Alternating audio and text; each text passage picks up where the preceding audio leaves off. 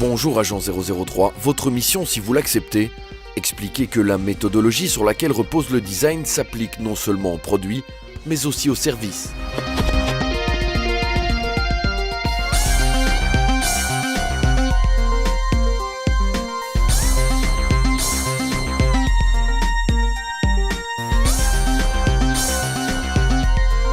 Visitez le domaine de Gros à Beclé, un cadre exceptionnel pour un centre de conférences à la philosophie durable bien ancrée. Elisabeth Simon vous expliquera comment le design de service l'a aidé à formuler son offre pour répondre à une clientèle soucieuse du respect de son environnement. Là, nous préparons un événement pour plus de 100 personnes, mais ce que nous voulons, c'est de faire le lien entre la philosophie verte de l'espace et nos invités. Quand on arrive ici, on ne voit pas nécessairement tout de suite ce qu'il y a de vert au lieu. On perçoit un joli espace, on est peut-être séduit par l'endroit, mais on ne peut pas comprendre directement qu'on est au milieu d'une ferme en agriculture biologique, que tout a été rénové de façon durable, CO2 neutre. Donc en fait, le designer de service, il nous aide à structurer une idée, des valeurs. Et en fait, comme le domaine de Gros, c'est quelque chose qu'on offre à nos clients, mais c'est très intangible. Oui, il y a le lieu bien sûr, mais toute la philosophie qui va avec le lieu, il faut la faire comprendre, il faut la faire passer auprès de nos clients. Et ça, c'était le plus difficile à faire. Et donc, le designer de service est venu structurer ça, ces pensées, cette philosophie verte qu'on avait et qu'il fallait faire comprendre aux gens.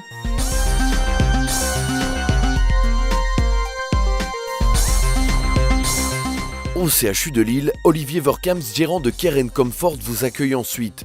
Leur terminal multimédia a été conçu à partir d'une nouvelle approche des besoins du patient, du personnel médical et de l'équipe informatique.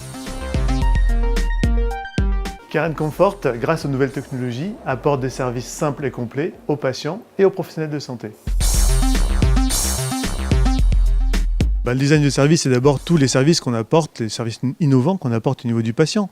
Avant, on avait juste la télé dans la chambre. Aujourd'hui, on a la télé, la radio, Internet, Facebook, MSN, les jeux, la vidéo on demand. On a vraiment plein d'éléments. Ensuite, le deuxième service innovant, design de service, c'est l'aspect lien entre le patient et l'hôpital.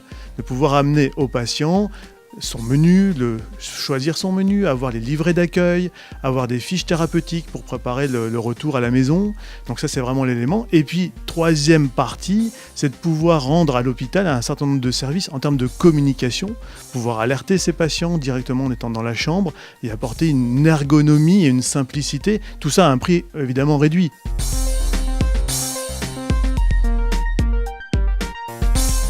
De passage chez Nerban à la main, vous rencontrez Frédéric Bruno. Faire appel au design lui a permis de mettre sur pied une solution innovante qui optimise la gestion de la consommation énergétique d'une habitation.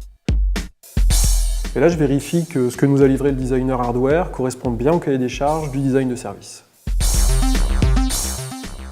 Un designer de service, c'est quelqu'un qui va vous aider à mieux comprendre vos clients, à mieux comprendre vos utilisateurs, qui va vous aider à baliser complètement le parcours que vous allez faire avec eux. Ça va partir effectivement de la conception du produit, de la recherche que vous allez pouvoir faire sur le service, sur le produit de manière globale.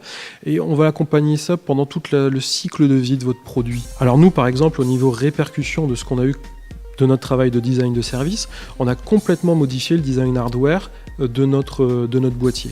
Pourquoi ? Parce que quand on a fait le travail avec le designer de service et la logique de co-création avec un panel d'utilisateurs, on s'est rendu compte qu'on avait tapé à côté, que c'était pas exactement ce que les utilisateurs voulaient. Donc tout le travail du designer de service a été de nous réorienter vers les attentes de ces consommateurs et de faire en sorte que le design produit qu'on faisait derrière soit en parfaite adéquation avec les attentes des consommateurs. C'est évident, le design n'est pas réservé aux seules entreprises de production.